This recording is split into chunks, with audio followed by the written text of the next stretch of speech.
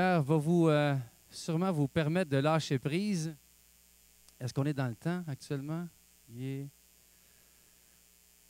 Je vais vous laisser encore une minute de répit. Préparez vos cahiers de notes, d'ailleurs, pour écrire vos petites notes pour notre prochaine conférencière.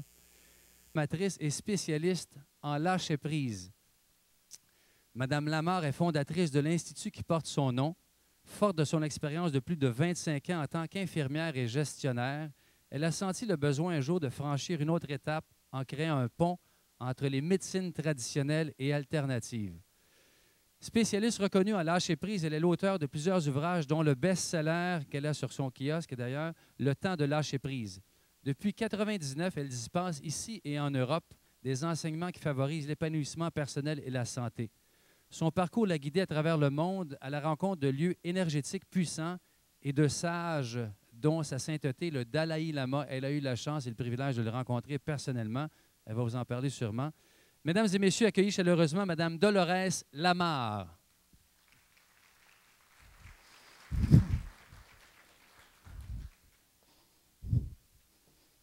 Bonjour.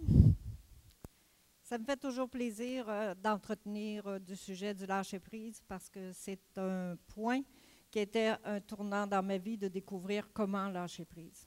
J'entends souvent les gens parler de lâcher prise et malheureusement, les gens ne savent pas toujours qu'est-ce que ça implique.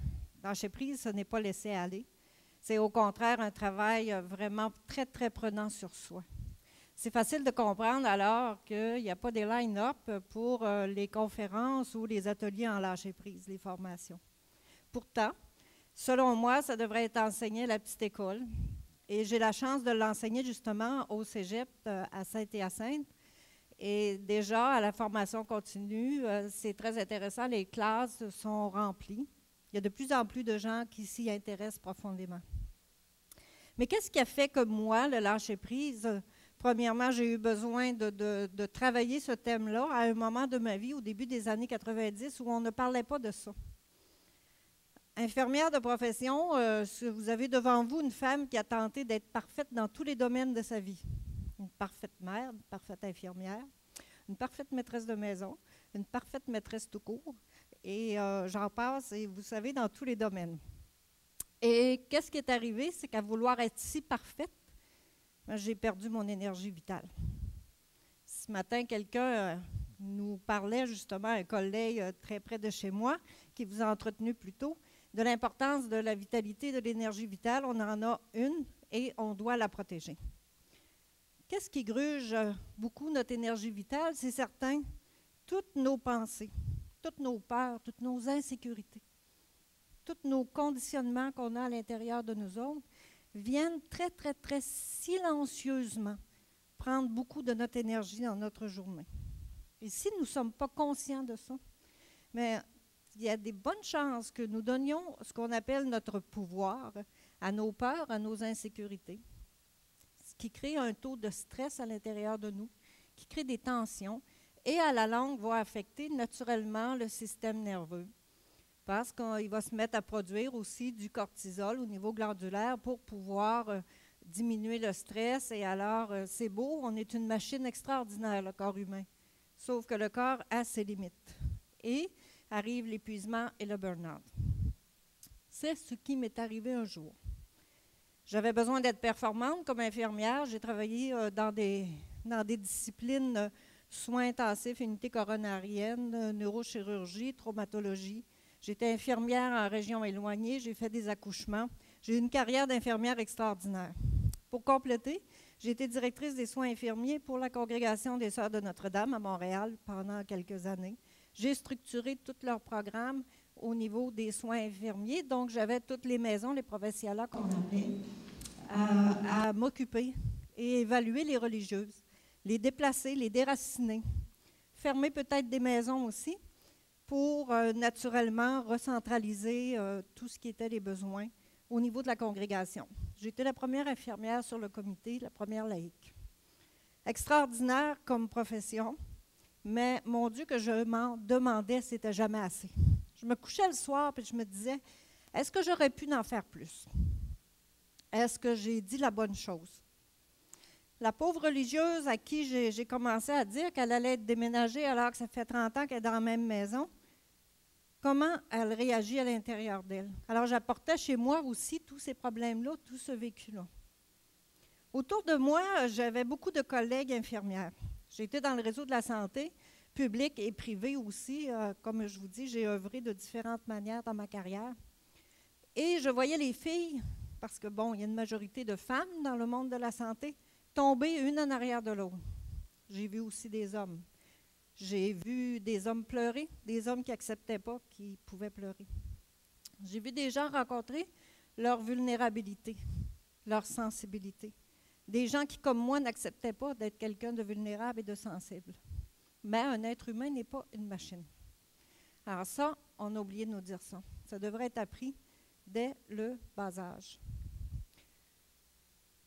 Quand on n'est pas capable de lâcher prise, c'est qu'il y a un système de résistance à l'intérieur de nous. Nous tentons de contrôler quelque chose.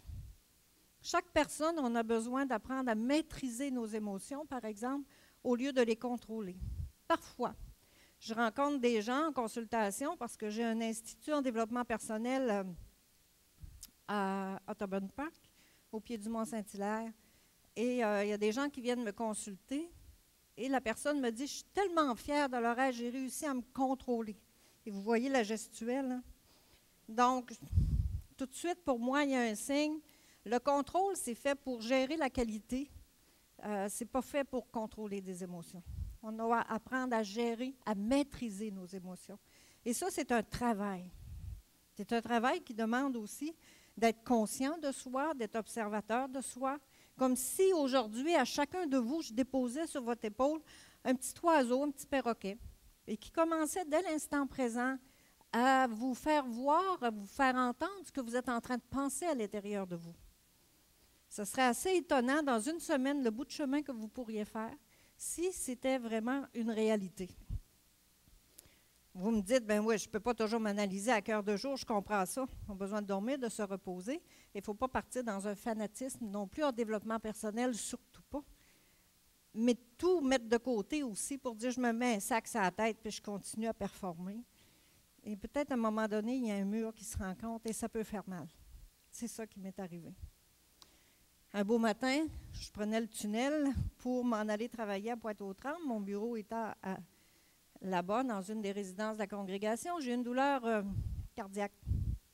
Alors, infirmière en coronaro, je me suis auto-évaluée.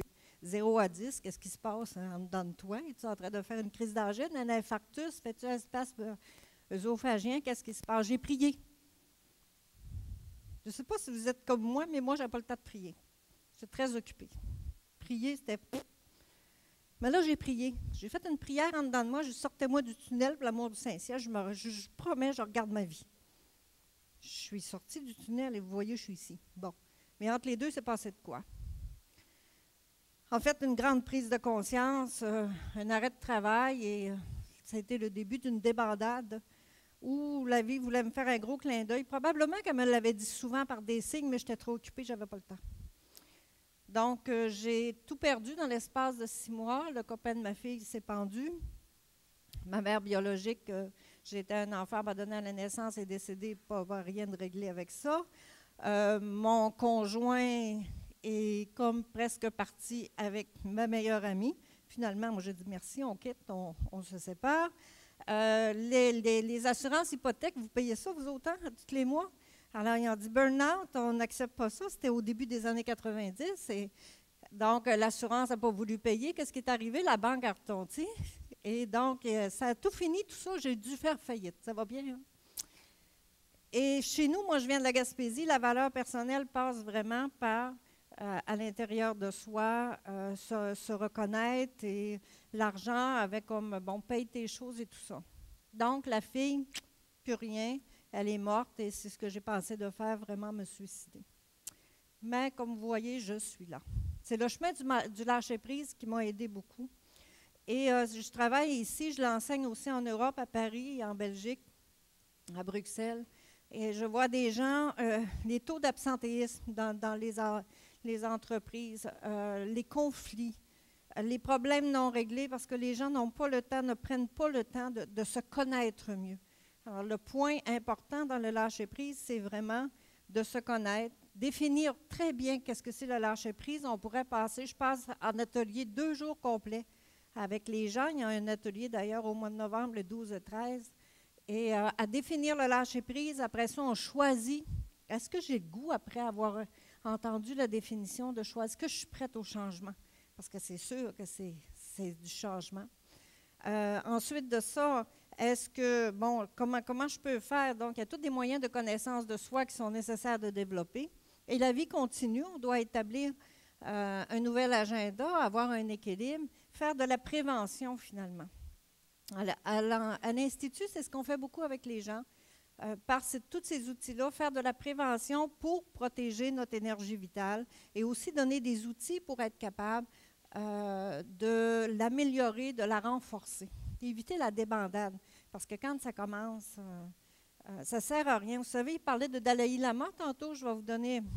Dalai Lama, savez-vous comment il enseigne le lâcher-prise? C'est ma bague que j'ai dans ma main. Alors, il est comme ça, puis là, j'ai un objet dans chaque main. Et il est en avant, puis il nous parle. Alors, tu te dis, qu'est-ce qu'il fait là?